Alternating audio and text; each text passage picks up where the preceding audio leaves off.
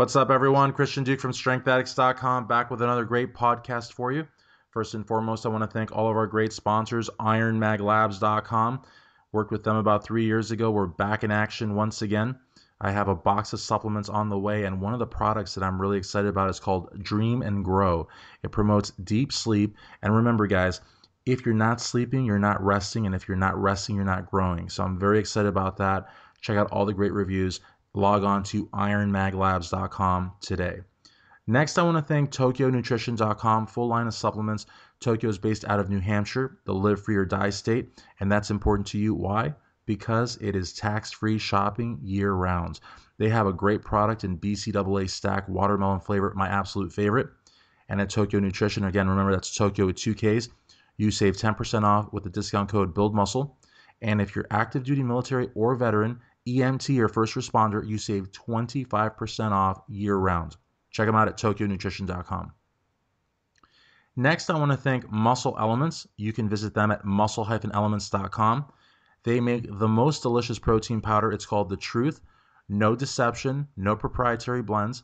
We actually made it to the finals at proteinwars.com. It is a delicious protein. I use it for cookies, brownies, sludge, you name it. It is delicious. Check them out at muscle-elements.com. Also available at bodybuilding.com. And finally, I want to thank my longest running sponsor, myoatmeal.com. Over 22 billion combinations custom built by you. They have a new promotion for shipping and handling also. Whether you order one bag or 10, all you pay in shipping and handling is $4.95. Check that out. And also, if you use discount code SA15, you save 15% off. So I'm really excited about tonight's podcast. Again, you guys know me. I'm always on the gram. I'm always on Instagram looking for new talent. And if you don't have an Instagram, get out from under that rock and join up, because I got to tell you, it is cutting edge stuff. But before anything, also, I do want to invite everyone over on the Facebook side to join our group, ilovethenpc.com. We have over 1,000 members. We're not after the big numbers. In fact, I got to tell you, I reject dozens of people each and every day. I mean, I take great pride in doing that. You have a 6-friend minimum. So if you don't have at least 6 friends, we won't even look at you. And it's just a great group, great place to network for promoters, competitors, just fans in general. And it's administered by myself, Tad the Diet Coach, Joey Macon, and Scott Canazzi. So definitely check it out at ilovethenpc.com. Wherever you are. So tonight I want to welcome just a great competitor. I really like her Instagram, her Facebook. She's got a really interesting story, and I think you guys are really going to enjoy it. So I want to welcome national level NPC Bikini competitor and former Milwaukee Bucks cheerleader, Carissa Launderville. Carissa, how are you tonight? Great. How are you doing? Really good. I mean, this is awesome because you have such an impressive resume. You're just Thank such a different person than everyone else. And I just think that, we have to applaud that. So, as I told you off air, I have a couple canned questions. And I think, I say that because, whatever interview I do, whether it's backstage at an NPC show, whether it's a podcast or a written interview, I like to ask these questions just because I think it's just a sort of a good icebreaker and it gives an idea of, where you're coming from. So if you could talk to us about when and why you first got started weight training, and I mean that in terms of for the stage. so I guess I grew up my whole life competing in competitive cheerleading, and I did dance and gymnastics and that kind of thing. And when I got to the point where I was aging out of those sports and I didn't have something to compete in anymore, I kind of found my way into fitness. So I started getting to the gym and working out a lot more. And then one day, honestly, I was just kind of looking around the internet and I saw some of the pictures of the first bikini girls, like Nicole Negrani and people like that. And that Mhm. kind of inspired me to kind of look into it a little bit more and kind of think like, okay, maybe I can do this. And then I was seeing a couple friends who I had grown up with that were starting to post pictures, and one of them had started competing, and that's what finally got me really started and really into mostly strength training and big into lifting. And then I finally signed up for my first show and things like that. Awesome. Now, you said you have a background in cheerleading and gymnastics. Um, hmm when you started lifting in the gym, I mean, I don't know if the training was quite the same, but did you see sort of like a rapid transformation, or were you lean to begin with and you just added some size? I mean, sort of explain to us what happened body-wise in the gym, like those first few months. So what kind of happened when I was in like deep in the cheer and gymnastics, I did have a good amount of muscle on me, just from jumping and tumbling and all those things all the time. And then when I stopped, I focused more on cardio because that's all I really was familiar with. So I lost a lot of that muscle. Hmm. So when I really started the whole competitive lifting thing, I was really small. I didn't have a lot of muscle mass left, so I noticed a pretty quick change because you do have muscle memory, and I Right. did have that base there.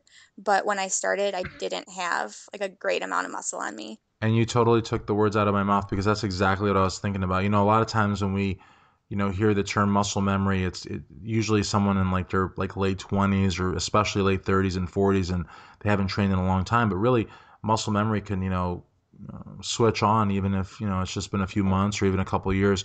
Now, Hmm. in terms of competing, I know you sort of mentioned that one of your friends, one of your two friends that inspired you actually went on to compete, but it's such a, in my opinion, such a daunting task, and I speak from experience because I've been in situations, I've been in different times in my life when I've been, really in shape where, hey, if I would have done a 12 or 16 week prep, maybe I would have looked maybe decent. I don't know. I don't think I'd win. I'm too tall, but like decent to get on stage. But I never even thought about it because I just could never get in front of judges or an audience. It's just not for me. Sure. And by saying it's not for me, it doesn't mean that I'm too good for it. It just means that I don't think I could do it. It's just really intense. So, I guess what inspired you to want to go through all that, the prep and the posing and being in front of judges and fans and being scrutinized? I mean, what was your inspiration to do that? You know, being on stage isn't the part that bugs me. I love that part. Hmm. It's what I grew up kind of thriving in. I was really shy when I was younger, but I always was a performer. So when I got out there and I did have my chance to be doing something that I Hmm. loved, I really enjoyed my time kind of in the limelight and on stage performing. So that part's great for me. And as far as the prep goes, once I got into it, I really started to crave that regimen and that immediate goal. So whether it's, just even setting a goal for the day and saying like, okay, I'm going to get all my meals in, or I'm going to hit my macros or something like Hmm. that. It's having that constant goal and that constant fire to want to work towards something, Sure. um, that really has become kind of addicting for me. I mean, that sounds. I mean, yeah, I've heard that before too. I mean, I've heard people say that, like, that there's like a certain, like, I guess you could say tunnel vision kind of thing. Like, I see the people backstage, and some people I think that aren't really familiar with the sport, they say, "Oh my God, these people like they're ignoring me or they could care less." And it's not like that. It's just that they're just so set on a goal. And I think Hmm. like maybe with people like yourself, the goal isn't just that one show. It's like, it's one show and two shows and three shows, and it's just very addicting. And that's really cool. That if anything, that's a sign of a true athlete. Now, in terms of cheerleading, again, we're going to talk a lot about the stage in terms of being a bikini competitor and your goals as a bikini competitor. But let's talk a little bit about the cheerleading because that's a totally different sport. And again, I really want to stress that it is a sport because a lot of people are like, they don't understand really what goes into it. Now, I don't know if walked on is the appropriate term, but you tried out for the Milwaukee Bucks squad. Talk to us Yep. about how you did that because again, when you're talking NBA and NFL, you're talking, just the highest possible, the highest possible bar to meet. So how did you get on that squad? Talk to us about that. Yeah. Actually, I got in touch with one of the guys who was on the squad a year before I tried out, and I started going up to Milwaukee about 1 to 2 times a week to start working out with some of the people on the team and learning different stunts and learning different tricks that I wasn't doing in the All-Star program that I came from. So I kind of got into the group a little bit there, and then I decided that I was going to try out the next time that came around. Hmm. So I actually had a little bit more time to work on things because the year I tried out was the year of the lockout. So Oh got no. pushed back a little bit. So I did have that little bit of time to, kind of think about it and kind of decide like, okay, this is something I really want to do and I think I can do it. Um, but yeah, it was a great experience. I really enjoyed my time there.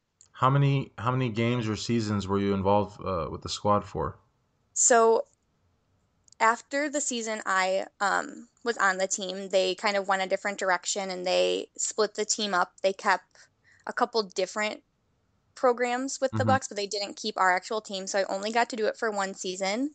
And the part that is the worst about it is that I didn't get to do as many games as I wanted because I actually broke both my feet doing it. Wow. Um, I'm super injury prone when it Okay. comes to stuff like that. And um, I guess just going from that tumbling in the gymnastics on the wooden floor, I got some stress fractures. Well, So yeah. that was kind of a bummer, but I did have a chance to perform in a few games and Well, I have to say, even if you performed in one game, and aside from the fact that you're injury prone, breaking your feet is not like a common injury. So I think that speaks to the competitive level of this squad and how intense you probably had to train behind the scenes. Because again, people see the cheerleaders on the game day and they're like, oh wow, maybe I could do that. They don't realize all of the practice and yeah, all of the training. The same thing with competitors on the stage. You're like, wow, I could probably do that, but they don't realize it's 12 or 16 weeks of just agony just right. to look like that for an hour. You know what I mean? Yeah, the amount of commitment's huge, and it's more of a commitment when you're an adult because you're juggling more things. So Hmm. everyone on the team was either working a full-time job or they were in school full-time or they were doing both. We had people coming all the way from Madison to Milwaukee, which is like Hmm. an hour and a half just for practices and just for games. So it was a huge commitment for us, and we definitely put a lot into the team and into Absolutely. those games. And the thing too is, I mean, again, not to be a jerk, but everyone's sort of expendable. I mean, you've probably got like, 1,000 girls each gunning for that spot that you have, so you can never just say, oh, I've made it, I can relax now. And just, you've got to Sure. always be the best because like there's like endless people knocking on the door that want your spot. So Sure. that's got to be pretty intense. Now, in terms of your career in the NPC, you've competed for a few years. You've been on the national stage. You've won an overall at the Bruce City.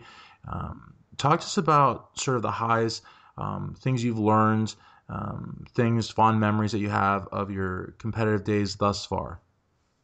Um, I guess I guess one of the highs is definitely my first overall win and that was my first class win and overall win. And then I went on to win my class at the Badger State in October, so that was great as well.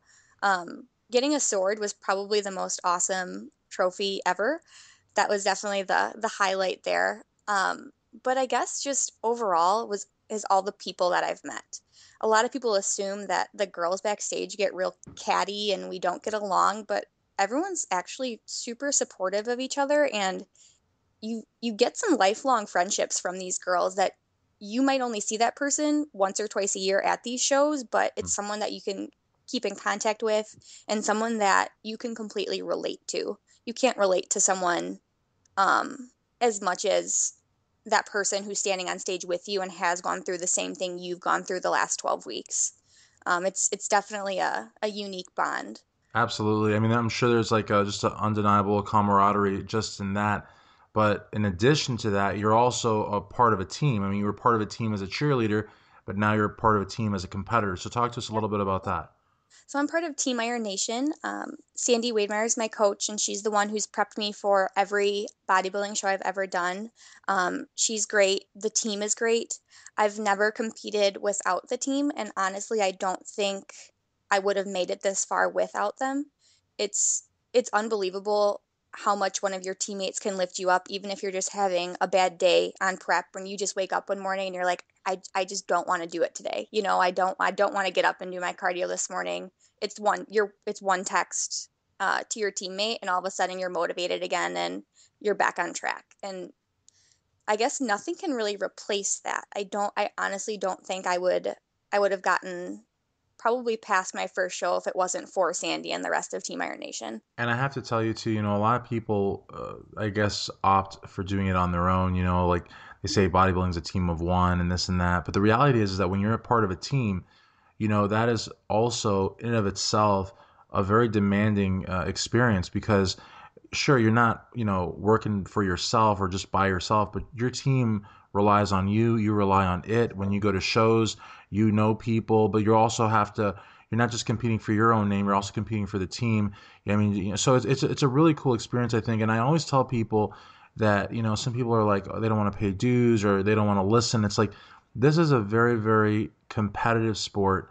And if you close yourself up and you don't take advice and you don't take constructive criticism, then you're not going to go far. I don't care how great your genetics are. So I personally am a pretty big proponent in teams. I think it's important. And I think, your team members, your teammates, as much as they love you, they're going to tell you the truth. So if you don't look the way you should, they're not going to lie to you and let you go down stage and, so I think that that's good. I think it's really good. Now, in terms of, again, I got to go back to cheerleading again, just Mhm. because it is such a different sport, especially in the physique-based sports. I mean, you don't really hear about it that much.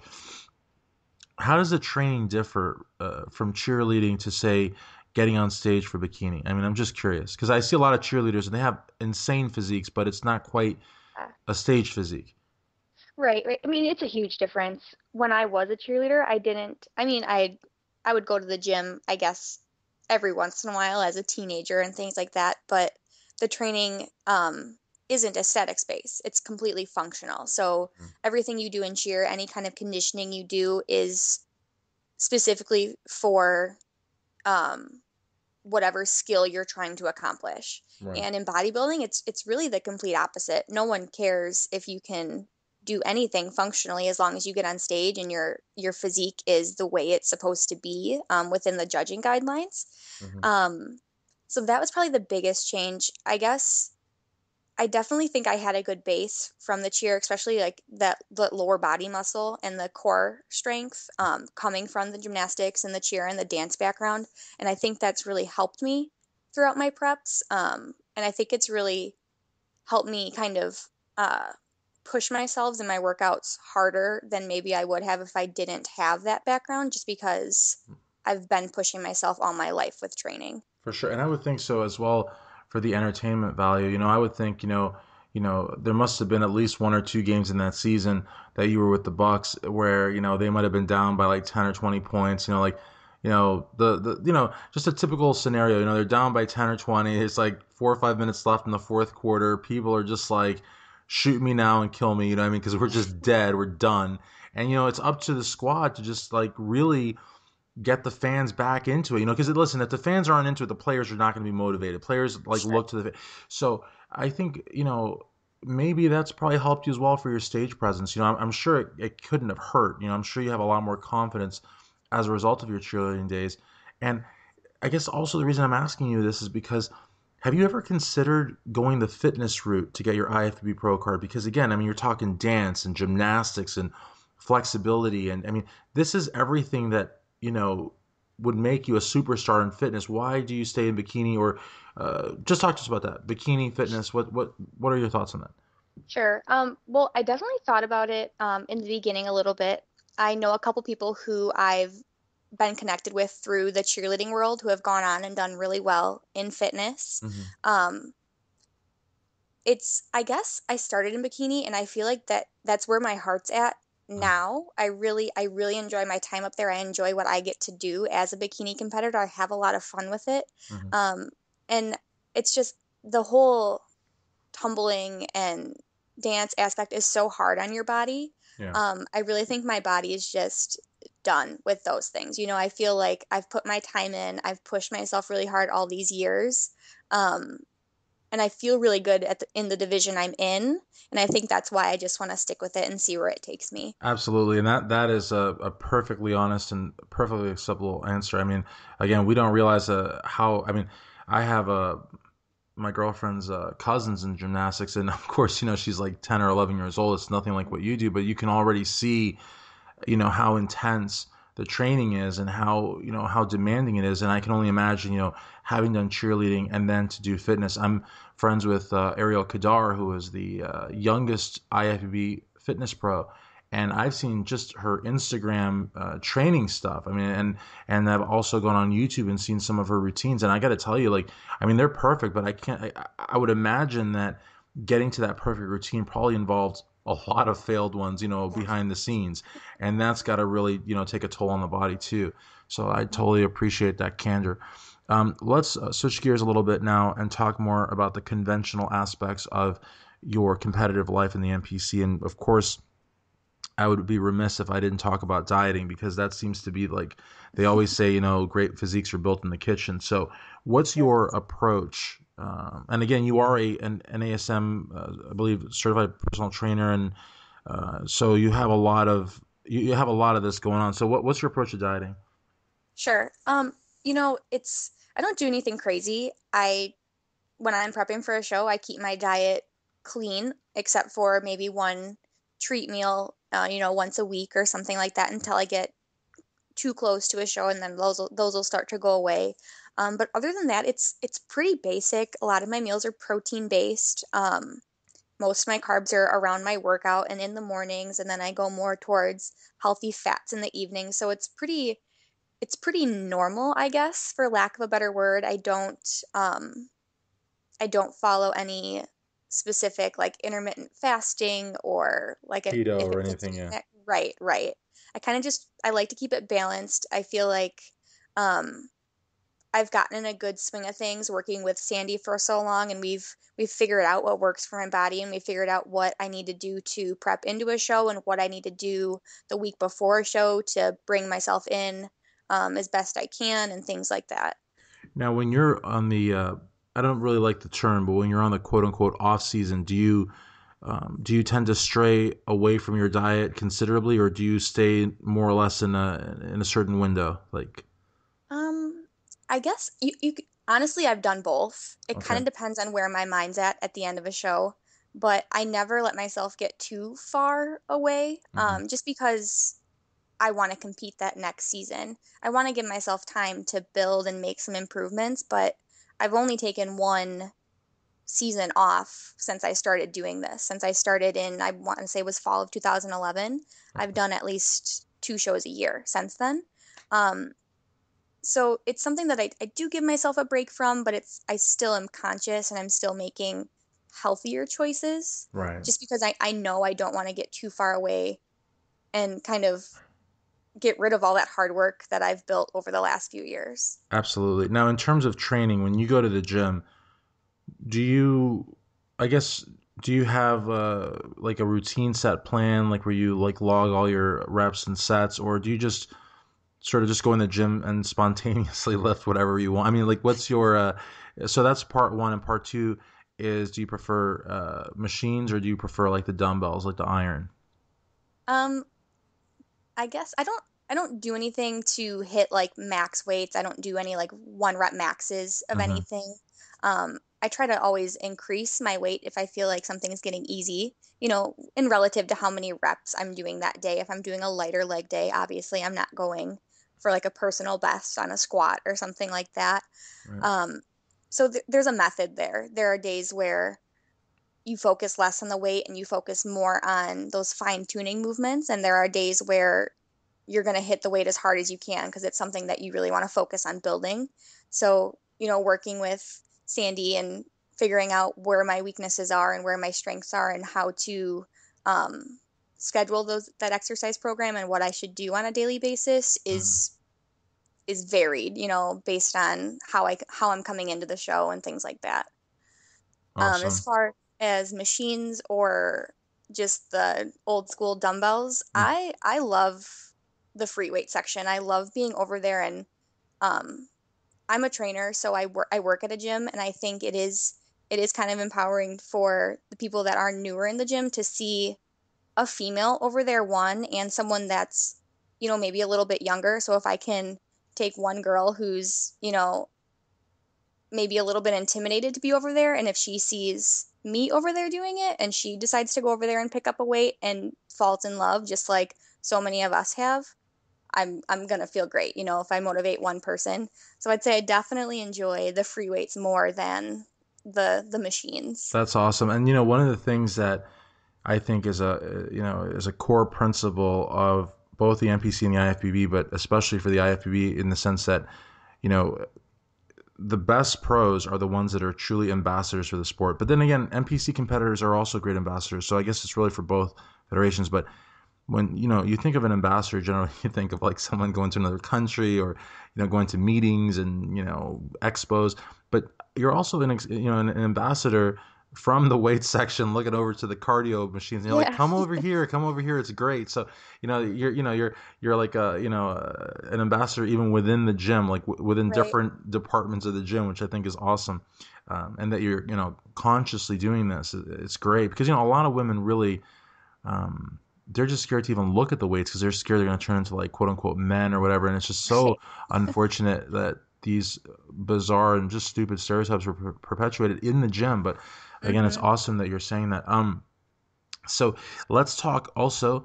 We have to talk about supplements because this is again a staple of what we do. What you do. I'm a spectator. You are an actual active athlete. But what if you had a toolbox like if Mm-hmm. you had a toolbox with your supplements, your arsenal per se, and we open that toolbox, what would we find in there? Like what are like staple products that you must have? Staple products.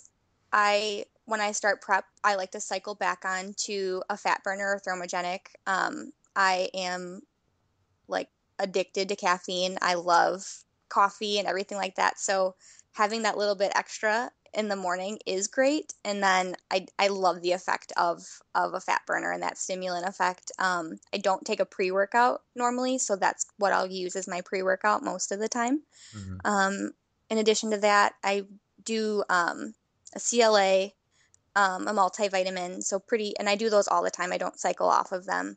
Right. And then just your normal whey protein. And I think that that's the bulk of it. And every once in a while, I'll try some different things. I'll try in a different amino to supplement with after I work out to see if I'm recovering faster with it and things like that. But those are things that stay consistent and stay kind of as a staple in my plan.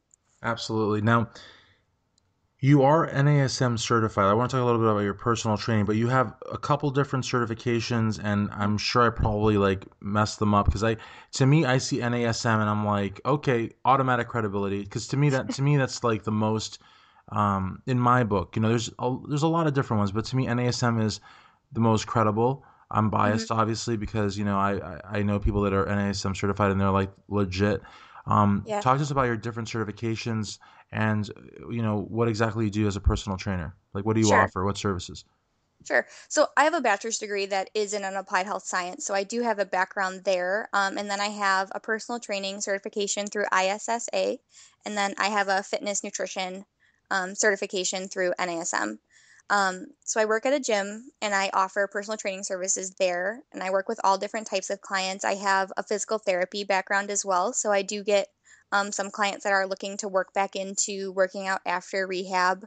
Um, and I have the gym I work for has a really wide range of members. So I get really young clients who are looking to really build up their physique, and I get older clients who are just looking to maintain and stay healthy overall. So I offer a wide range of That's training awesome. services. Would you ever work with like if someone listening to this, like say they live in like I don't know, like Malaysia or something, but let's say they had a PayPal and they were like a real person, would you ever do like online consultations or maybe work with someone online?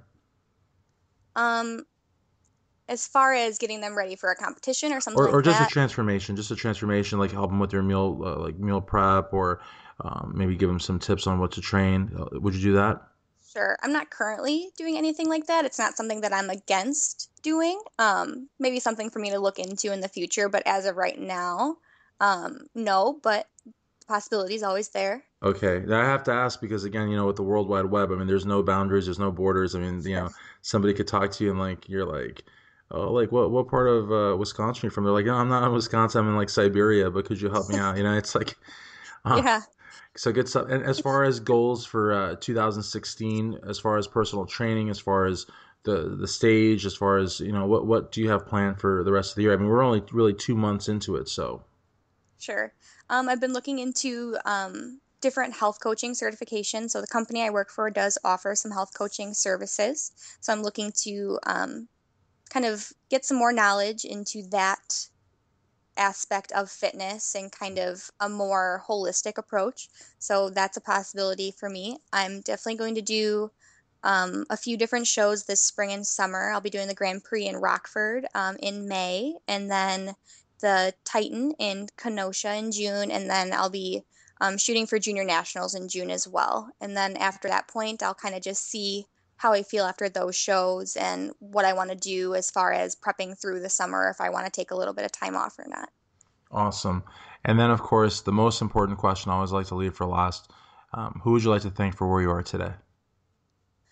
Definitely my family and definitely my fiance, Sean. They have put up with me in my best moments and in my worst, and helping me through this entire learning curve of competing. And definitely Sandy, who's been with me through all of this entire journey, the entire Team Iron Nation, all my teammates. Eric from Body Morph Pros has done a lot for me. He's reached out and helped me out quite a bit. And really, everyone that I've met and that supported me through my journey in the NPC, all the competitors, all the promoters, everyone that I've had an opportunity to talk to has been great. Awesome. Well, I really appreciate you doing the interview and making the time for it because we're both very busy, and I think it really shows a true commitment to what you're doing and to your team and to everyone in your camp. So I really do want to appreciate you for that. For national level NPC bikini competitor Carissa Launderville, Christian Duke, StrengthAddicts.com.